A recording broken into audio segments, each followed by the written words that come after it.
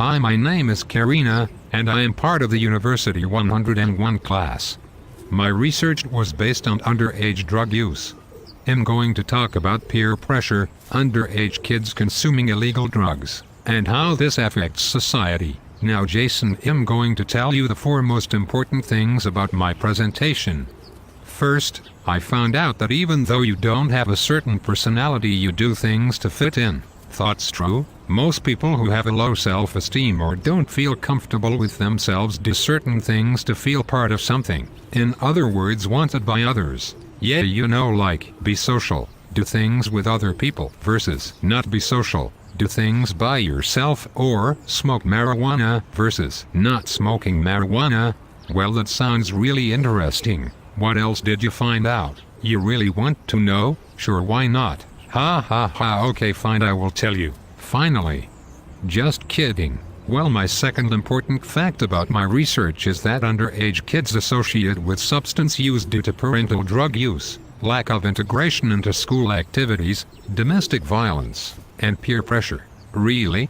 I didn't know that. I always thought it was those bad friends, who we all meet at a certain point of our life, who will always try to make you do things that you didn't want to do. Me neither, Jason, until now. I was like, whoa.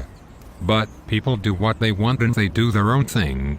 That is so true. Many people these days do whatever pleases them, but hey, that's just humans.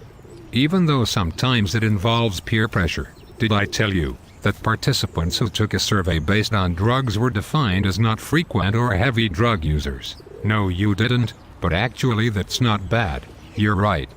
And it's due to the time spent on the streets.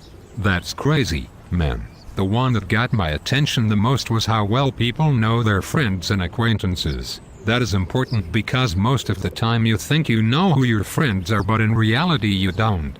But that's not always the situation. Well, in this case they tend to know each other, do things together, and tend to be very separate from each other and not from groups.